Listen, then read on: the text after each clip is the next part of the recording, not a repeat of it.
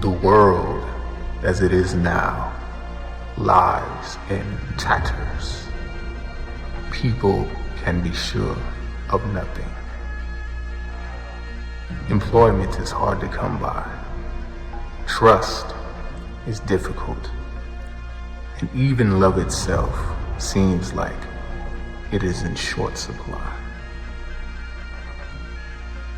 But it wasn't always like this. No. In fact, things were once quite different. And I refuse to let the memories of better days be lost. So I now relate to you a brief chronicle of yesteryear, told through the eyes of a young black man navigating his way through life. This is 2007.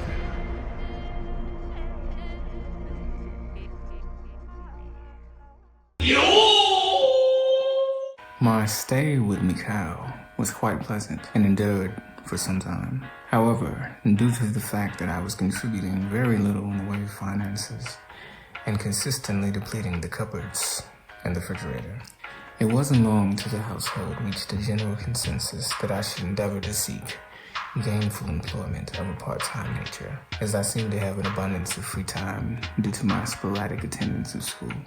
While I found this idea reasonable, given the circumstances, I did not find it particularly attractive, and I began to ponder other options for accommodations in the immediate future. As luck would have it, one of my friends by the name of Kleins suggested that I could possibly stay with him and his family upon hearing that I was looking for a change of scenery. So, that same day after school, I accompanied him to his abode and talked with his mom, Veronica, a free spirit around 50 who was known as the tea lady. And to my utter amazement, she said I could stay there for as long as I needed to. Notifying my parents, I had to begin moving my stuff, most of which was still at my step-grandma's house, over to the Kleins' house. My experiences there were mixed.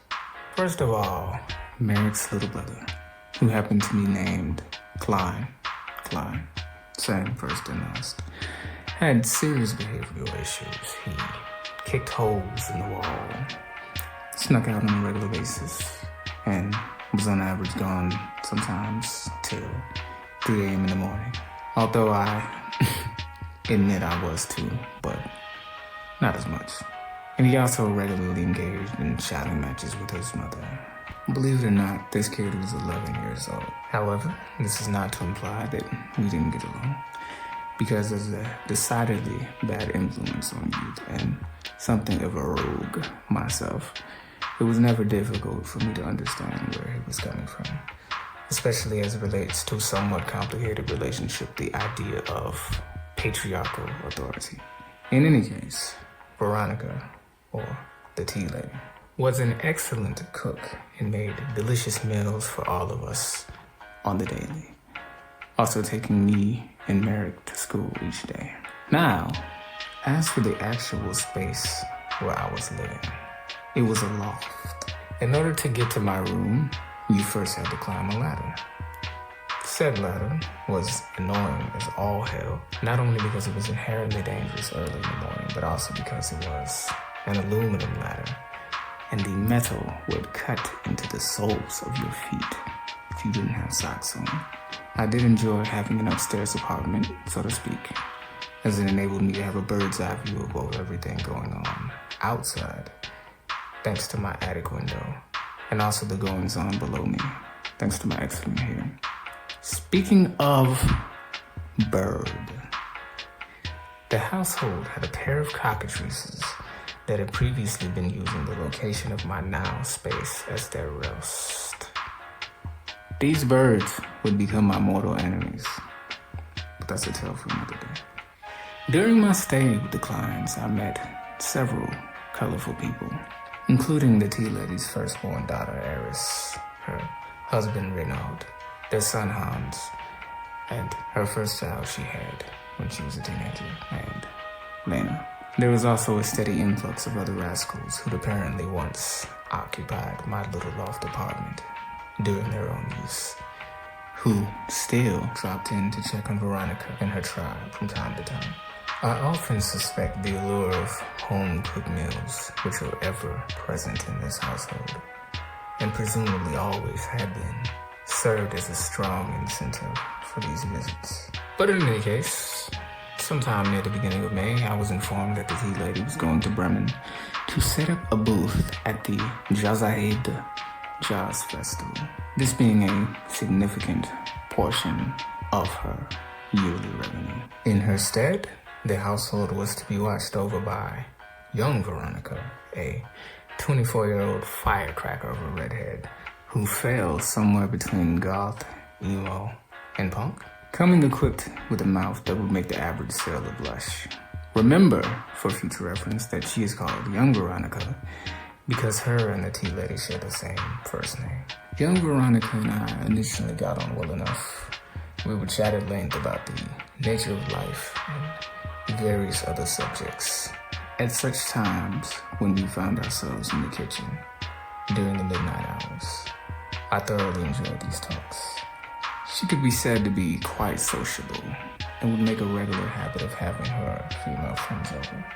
And some of them were rather easy on the eyes, if I do say so myself. Especially a dirty blonde by the name of Elaine. Interestingly enough, I later found out that both Elaine and Eris seemed to be of the mind that I had a quote-unquote cute butt, but also surmised I needed to properly mature before I could be taken seriously. A crying shame, but like many other things, it couldn't be helped. Unfortunately, I eventually fell out of favor with young Veronica because she wasn't a fan of my arrogant attitude, and I also had reason to believe that my slender physique offended her sensibilities. But as memory now fails me, this could simply be speculation.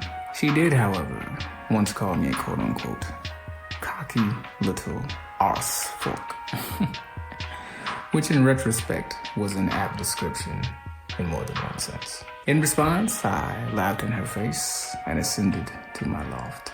Before we move on, I must emphasize her feelings were entirely one-sided. As a habitual button pusher and persistent igniter of fiery passion within my fellow human, this would not be the first or fifth time I would come to be at odds with a housemate or a member of the fair sex.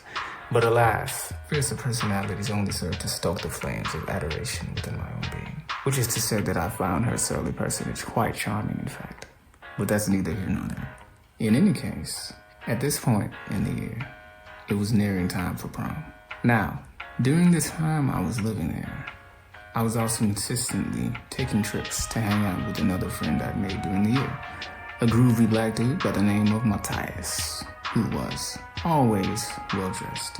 And we hung out at his house a lot, playing Guitar Hero, getting on the internet, and sometimes wrestling and roughhousing with his little brother and three sisters that I considered to be a part of my family. His stepmom, Ayla, was a barrel of laughs. She and I got along exceptionally well. In addition, his father, Heinrich, lived out of town, but often stopped by to check on Matt and his other children that Ayla was taking care of on a regular basis. Matt was a smooth feather, with some similarities to Russell. But the primary difference between him and Russell was the way he treated women. Instead of falling in love with every girl he dated, he instead treated them indifferently, ignoring them, not calling them, and sometimes acting like he didn't see them in school. And of course, the end result was that he was a smash hit with the ladies. But just like that, prom was upon us, and I had procured a date by the name of Annika, a fetching sophomore who I had a couple of classes with. We were deep into preparations. Her dress, my tuxedo, the fees, etc. When I sorta got kicked out again. I had been getting into petty arguments with Merrick and Klein, and had also been getting into conflicts with young Veronica over various silly things. And one day, when I came home from shopping for my tie I was wearing to prom, young Veronica told me that her and old Veronica had talked and decided that it would be best for me to move out. Alas, all things, both good and bad, must eventually come to an end, or rather, change for him, and this was no exception to that rule. But before we move on, I would like to say that one of the things I fondly remember is how tasty the lemonade was.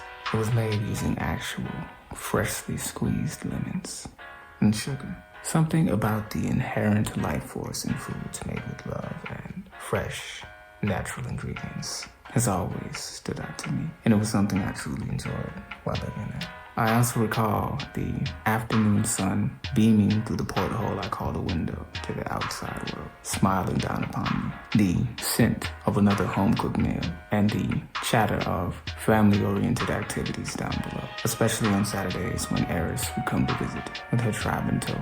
While I am inherently introverted, I do have a deep appreciation for these kinds of things, and I can say with certainty that this was an era of summer's light, regardless of any conflicts. The compulsory inclusion of my adopted family is something that I perhaps took for granted at the time, but the benefit of maturity has given me a deep appreciation for such dynamics. However, returning to the current situation, I was now being evicted the week before prom. As such, I contacted my mom and informed her that I had been kicked out and that the set deadline for the ejection of my physical self and personal property handed down by young Veronica was no later than the coming Friday. I had nowhere else to go except back to Mikhail's, and there wasn't an abundance of space for my personal belongings there, so I generated a significant amount of anxiety over the logistics of how I would negotiate the coming weeks. But I still took my black to prom. We had a great deal of fun that night, me looking debonair in my jet black tuxedo, and my date looking stunning as well. And overall, I can say I had an amazing time. After prom, we went to the fitness center/gym at the university in town, which was the usual location for after prom at that time. And I played basketball for most of the night before singing Ordinary People during the karaoke segment. Remember this because it will come up later, after which I just pretty much chilled out with random friends. Immediately after the after prom activities were over, those of us who'd signed up for the amusement park trip got on the charter bus and were then on our way to Munich. We made a pit stop at a McDonald's along the way, and I bought orange juice and a bacon, egg, and cheese McGriddle, after which we proceeded to the park. About halfway through the trip, my so-called pals deserted me, and I got lost, but eventually found my way back to the bus and decided to go to sleep till it was time to return to Augsburg. Once I was alone with my thoughts, the stress of uncertainty began to affect me because of the fact I had no idea where I was going to go when I got back or if I even had a place to live. Fortunately, around the time the bus was almost back in Augsburg, my mom called me and said that Mrs. Wagner said I could move back into her house for the remainder of the school year, after which I would need to go and stay with my grandparents in Munich for the entire summer. While this wasn't necessarily optimal, I was exceptionally relieved to receive this news. As such, when I got back, I resolved to be as amicable as possible to Mrs. Wagner as to prevent future issues.